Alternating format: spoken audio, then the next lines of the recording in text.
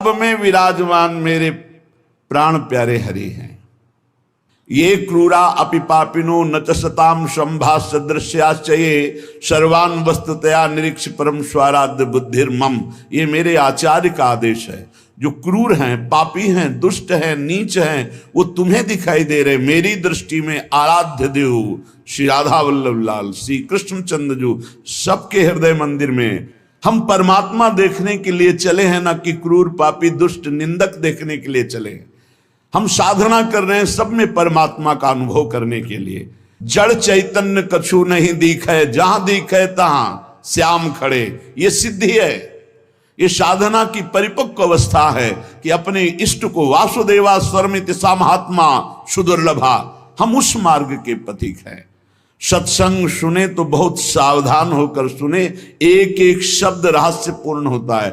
भैया चाहे हीटर गर्म करे, चाहे फ्रिज ठंडा करे, चाहे एसी ठंडा वातावरण कर दे या हीटर गर्म वातावरण कर दे, बिजली दोनों में एक ही है। जो देखने वाला है कि हीटर का कारण बिजली, तो कूलर का कारण बिजली, फ्रिज का कारण बिजली, एसी का कारण बिजली, वो केवल बिजली देख रहा है कि इन यंत्रों में चलने की सामर्थ्य नहीं, ये बिजली से चल रहा है। लेकिन उस यंत्र का प्रभाव है कि वो गर्मी फेंकता है, उस यंत्र का प्रभाव शीतलता फेंकता है, पर दोनों का कारण बिजली है। ऐसे ही इस जड़ चैतन्य में, इस सत असत में, इस उच्च और नीच में, महात्मा और दुरात्मा में क्रियाएं जमीन आसमान का अंतर।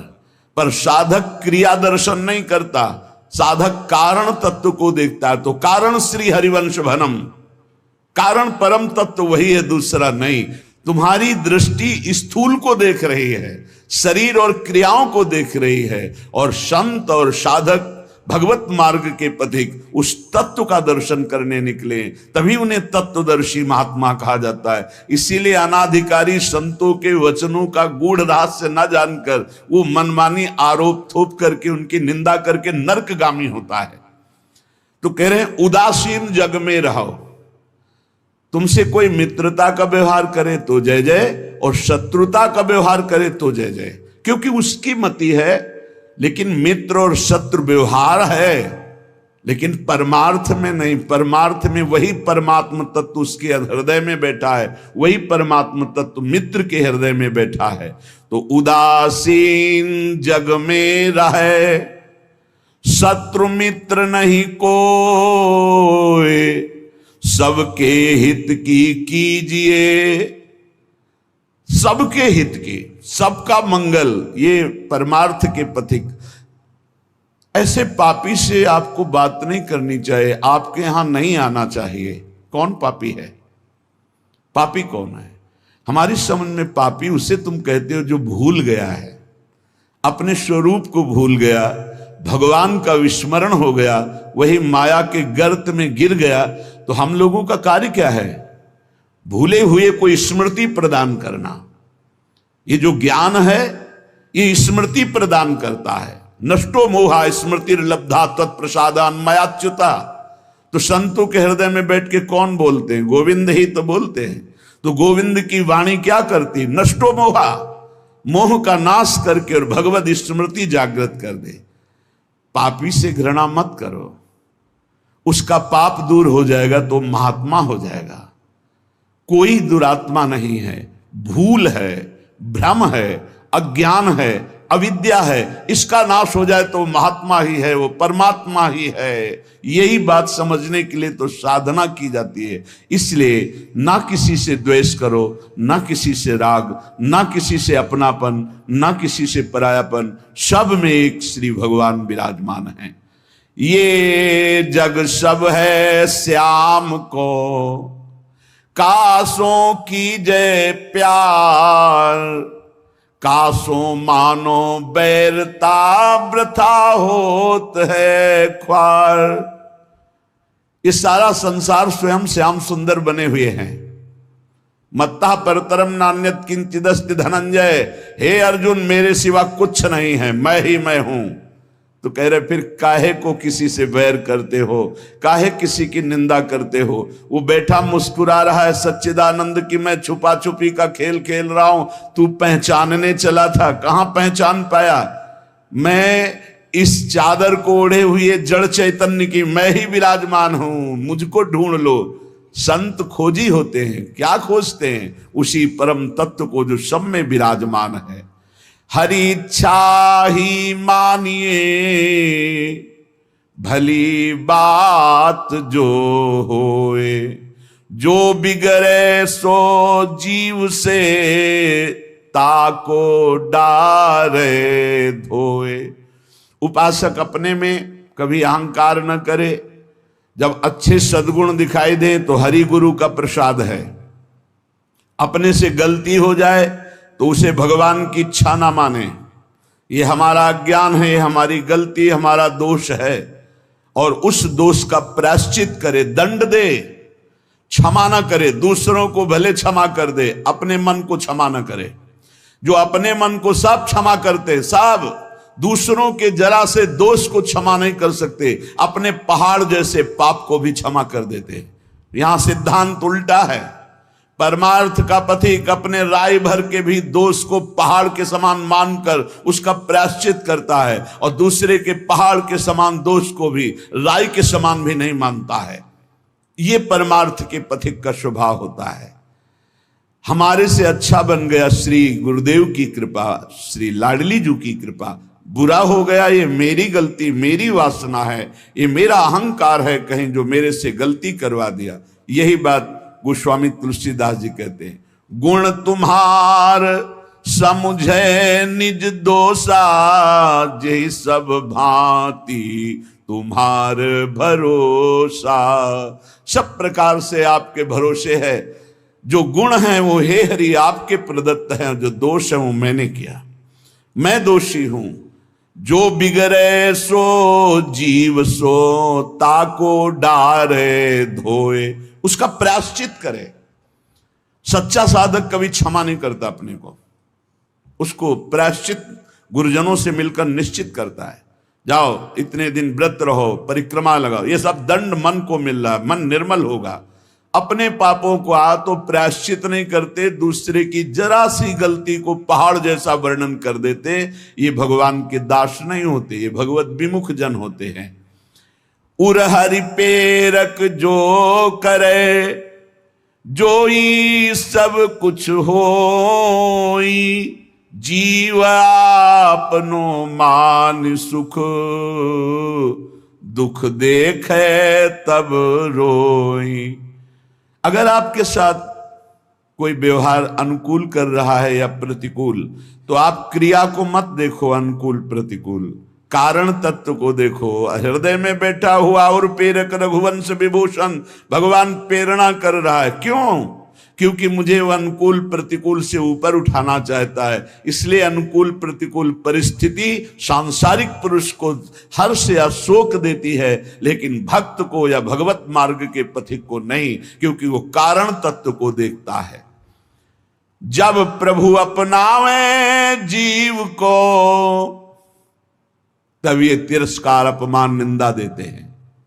जिसको प्रभु अपना लेते हैं उसके जीवन में ये जरूर कृपा करके आते हैं, तिरस्कार अपमान निंदा। क्यों?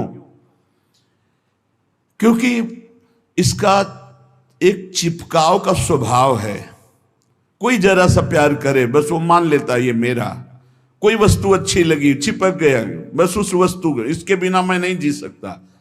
जो वस्तु व्यक्ति स्थान के प्रति ममता है, आसक्ति है, लगाव है, ये तिरस्कार अपमान और निंदा के द्वारा दूर होता है।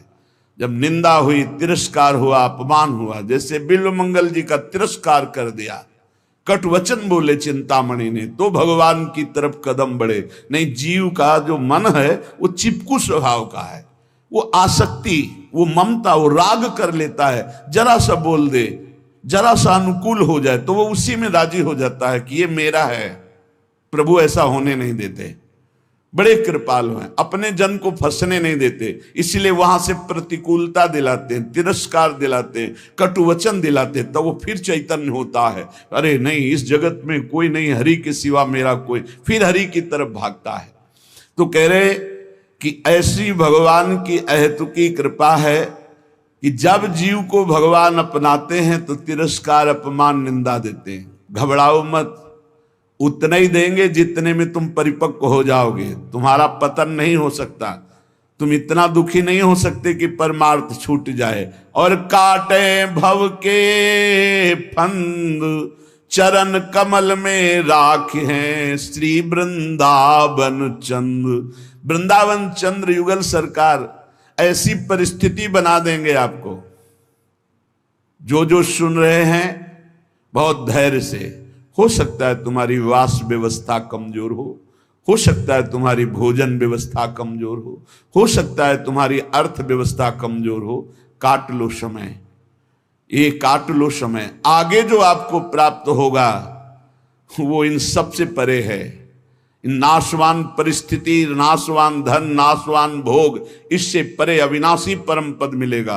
और ये हम विश्वास पूर्वक तुम्हें कह रहे हैं कि भगवान अपने भक्त के योगक्षेम का वहन करते हैं। आप निश्चिंत रहिए, इंतजार करो, ऊबना मत, कैसी भी परिस्थिति हो भागना मत।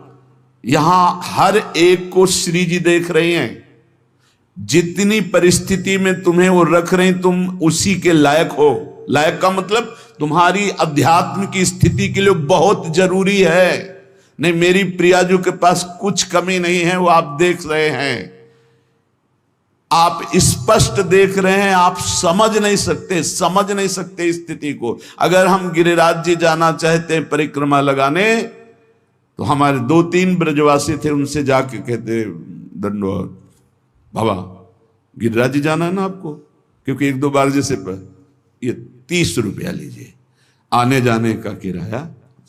आप कैसे तुम्हें बताए, केवल भगवद आश्रय रखना। तुम्हें जो भोजन की समस्या, जो वस्त्र की समस्या, जो वास की समस्या, जो अपमान, जो परिस्थिति, ये बहुत जरूरी है। हम वंदना करते हैं उस परिस्थिति की, क्योंकि वही परिस्थिति शरणागति पुष्ट करती है। अन्य आश्रय मत ले लेना, अन्य भरोसा मत कर लेना। मेरी लाडली जो डायरेक्ट आपकी व्यवस्था संभाल रही हैं, यहां वही प्रवेश पा रहा जिसे श्री जी देख रही है। पर दुर्भाग्य है कि ऐसी करुणा होने पर भी वो अपराध करता है। वो करुणामयी स्वामिनी के भाव को न जानकर वृंदावन को एक शहर मानता है, और यहां आकर होटल में वास करके नाना प्रकार की कुचेष्टाएं करके पाप कमा कर जाता है। मेरी स्वामिनी जी की कृपा की अवहेलना करता है। प्रथम यथामति प्रणवों श्री वृंदावन अति रम्य, श्री राधिका कृपा बिनु सबके मनन गम्य। यहां प्रवेश भी नहीं कर सकते। जब स्वामिनी जी इतनी दयालु आपको कृपा की, आपका सौभाग्य वर्धन के लिए धाम बुलाया, तो यहां आकर थोड़ी तो साधना कर लो। यहां वो कार्य तो मत करो जो तुम्हें नरक ले जाने वाले हैं। वो समझ नहीं पाते हैं। ये कोई वृंदावन धाम है, कोई शहर नहीं, कोई नगर नहीं कि आप पैसे के बल से आए, होटल लिए, मनमानी खान पान, मनमानी भ्रष्टाचार का आचरण, तो तुम्हारी दुर्गति हो जाएगी। धाम को धाम की तरह सेवन करो, नहीं तुम मत आओ। दूर से चिंतन करो, प्रणाम कर लो, इतने में तुम्हारा मंगल हो जाएगा। यहां आओ तो धाम की तरह आओ। पहले तुम इस यहां प्रवेश होने के पहले अपने दिमाग में बैठा लो कि तुम जा कहां रहे हो। परम पावन श्री धाम वृंदावन का दर्शन करने। तो यहां दर्शन करो, उपवास करो, भजन करो, नाना प्रकार से भागवती का आचरण करो, परिक्रमा लगाओ, किसी संत की, ब्रजवासी की, गौ की, यहाँ के पशु पक्षी की हाँ सेवा बन जाए। किसी को खवा पिला दिया, चाहे वो पशु पक्षी ही क्यों ना हो, ये सब दिव्य महात्मा है, जीवन धन्य हो जाएगा।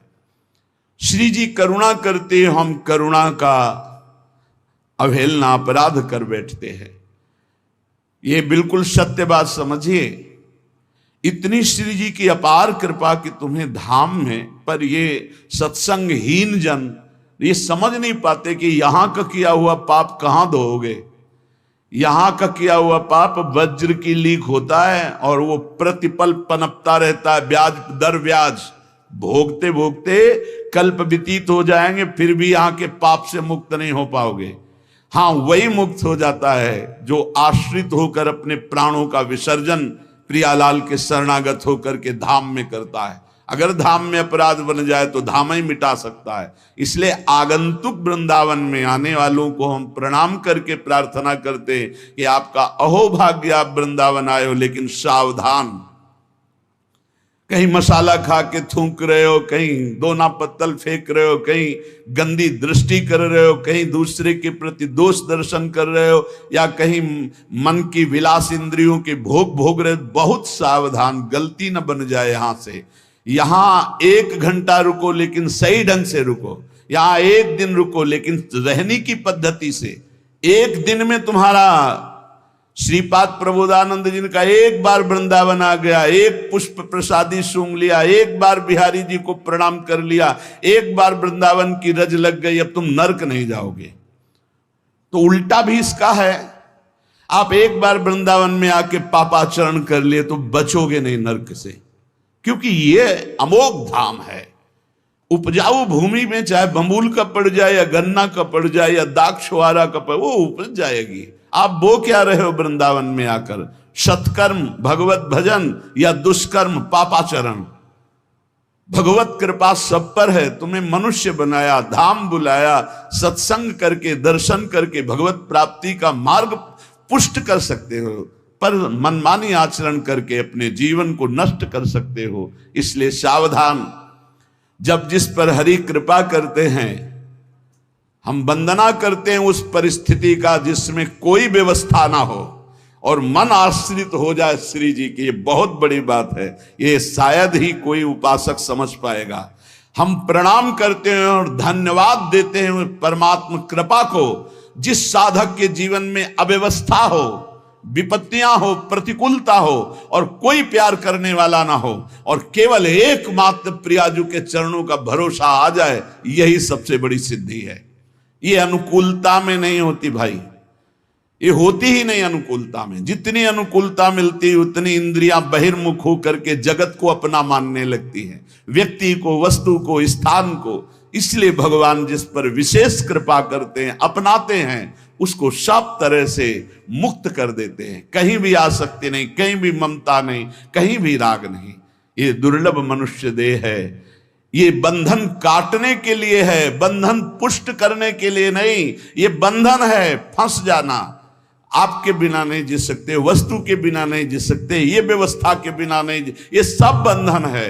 जीवन मुक्त की पहचान क्या है? ब्रह्मभूता प्रसन्नात्मा न सोचति न कांक्षति। सिद्ध बात है। ना कोई कामना है, ना कोई सोच है, एकमात्र परमात्मा चिंतन में डूबा हुआ वो जीवन मुक्त है।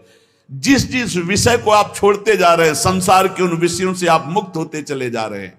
जिस जिस कामना को, जिस जिस व्यक्ति के संबंध को बिना आप इनको तोड़े जीवन मुक्त नहीं हो सकते। सबकी ममता ताग बटोरी, मम पद मनई बांध बर डोरी। तो साधना की जो हमारी रुकावट है, हमारे भगवान कृपा करके उसे हटा देते हैं, ममता को हटा देते हैं। आसक्ति, कोई प्यार करने वाला ही नहीं रहता, नहीं रहता। वो भीख मांगता है, मुझसे प्यार कर लो। वो भीख मांगता है कि कोई तो मुझे प्यार करे, कोई नहीं। जहां वो जिधर दृष्टि डालता है उधर दृष्टि ही हटा दी जाती। बड़ा कृपा प्रसाद हरि का होता है, नहीं तो मन तो चिपकू स्वभाव का है। अब देख लीजिए, चक्रवर्ती सम्राट पद हरि के लिए छोड़ा, सुंदर रानियों को छोड़ा, पुत्र को छोड़ा, सब सुख छोड़ा और हिरण के बच्चे में फंस गए। ये बात हमको शिक्षा देने के लिए नहीं, तो वो तो भगवान के पुत्र हैं। ऋषभदेव भगवान का अवतार, उनके पुत्र हैं। और चक्रवर्ती सम्राट पद जिसके लिए छोड़ा, हिरण में कैसे फंस सकते हैं? ये हमको शिक्षा देने के लिए कि तुम किसी भी राग में भगवत प्राप्ति में बाधा पैदा कर सकते हो। तो भगवान जिस पर कृपा करते हैं वो स्वयं राग से बचा देते हैं। उसे कोई प्यार ही नहीं करता, उसे कोई अपना ही नहीं मानता। अगर वो किसी को अपना मान ले तो ऐसा वहां से कड़ुआहट दी जाती है कि दोबारा उधर अपना मानेगा ही नहीं, वो सीधे भगवान की तरफ चलेगा। ये भगवान की अहेतुकी कृपा होती है। श्रीपाद प्रबोधानंद जी महाराज कह रहे, निरस्त त्रैगुण्यम हरिरसद पुण्यम स्वकृपया धरण्यम तो भारतम विमल परमानंद सुघनम इदम वृंदारण्यम बहदतुल माधुर्य सुषमा महावन्यम धन्य श्रयति बहुमान्य स्त्री जगताम। तीनों लोकों में सबसे महान धन्य है वो जो तीनों गुणों से परे करके सच्चिदानंद हरिरसदाई श्रीधाम वृंदावन का अखंड वास पा गया। ए भाई, जिनको मिल गया हो तो छोड़ना मत कि पड़ोसी ठीक नहीं है, व्यवस्था ठीक नहीं है, कोई सेवा करने वाला नहीं। एक सोच बनी रहती है उपासकों के अंदर। बहुत पहले की बात है और अब भी वर्तमान में कुछ साधकों में हो सकती है, उसके निवारण के लिए हम प्रार्थना करते हैं। एक बार एक साधक ने कहा कि महाराज जी आप हो तो हमारा जीवन आपके शासन से सही चल रहा है, कल जब आप नहीं होंगे तो आपका शासन नहीं होगा। आज उसका समाधान सबके लिए कह रहे हैं जिन साधकों के अंदर है। आप किसी मनुष्य की शरण में हो क्या? पहला हमारा प्रश्न है उन साधकों से जिनके हृदयों में ये बात है कि अगर सामने से ये शरीर चला जाएगा तो हमारी साधना बाधित हो जाएगी, हम एक असहाय असमर्थ अनाथ हो जाएंगे। तो हम ये पूछना चाहते हैं आप पांच भौतिक शरीर के शरणागत हुए हैं क्या? तो उत्तर आएगा नहीं, क्योंकि कोई शरीर का शरणागत नहीं होता है। शरीर परिवर्तनशील, नाशवान, प्रतिपल नष्ट हो रहा है। आप किसकी शरणागत हो? आप उस चैतन्य घन की शरणागत हो जो सर्वलोक महेश्वर है, वही गुरु है, वही परमात्मा है और वही चराचर जगत में व्याप्त है। क्या वो त्रिकाल में तुमसे कभी अलग हो सकता है? और एक हम ज्ञानेश्वरी टीका जो श्रीमद् भगवत गीता जी की और श्रीमद् भागवत की कुछ की है, उसकी बात पढ़ करके उन्होंने कहा कि जब हम किसी सदगुरुदेव का वर्ण करते हैं तो सदगुरुदेव का सूक्ष्म स्वरूप हमारे हृदय में आके बैठ जाता है, और जब तक हम जीवन मुक्त नहीं हो जाते तब तक गुरुदेव भी जीवन मुक्त नहीं होंगे।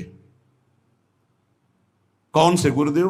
जो आपके दिमाग में बैठ गए, आपके अंदर बैठ गए। एक शरीर है और एक तत्व है, और तत्व सशरीर तुम्हारे अंदर समा गया है। आप देखो महाराज जी ने बात कही थी तो महाराज जी सामने दिमाग में है और उनकी बात सामने है। ये पूरे जीवन तुम्हारी रक्षा करेगी। और भरण पोषण ना कुछ हमारा था, ना है, न रहेगा।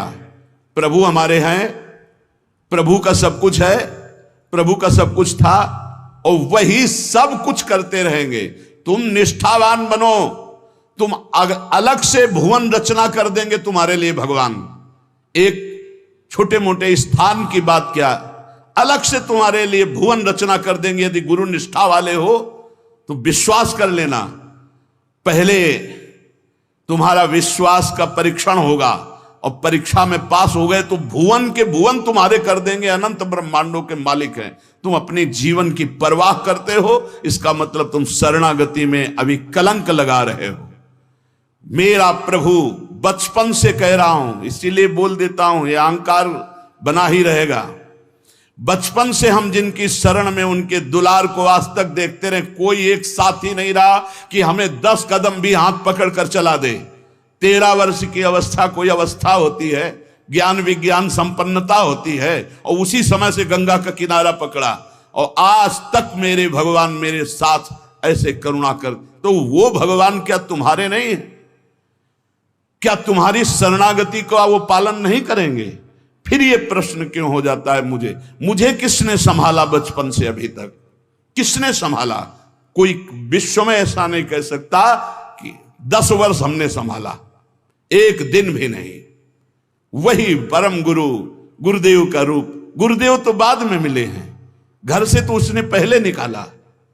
सूक्ष्मता से देखिए, उस जगत गुरु ने घर से निकाला वैराग्य दिला के, उस जगत गुरु ने भ्रमण कराया, फिर गुरु रूप से मिले, फिर हमको सतमार्ग में चलाया, फिर अंतर ध्यान हो गए, फिर सदगुरु रूप से आगे मिले, फिर पला, फिर सदगुरु रूप से आगे, वो आगे आगे बढ़ता चला जा रहा है। वही परमात्मा तत्व। वो क्या तुम्हारा नहीं है? तुम निर्भय निश्चिंत नहीं? अरे तुम शरणागत हो, चल के तो दिखा एक कदम विपरीत।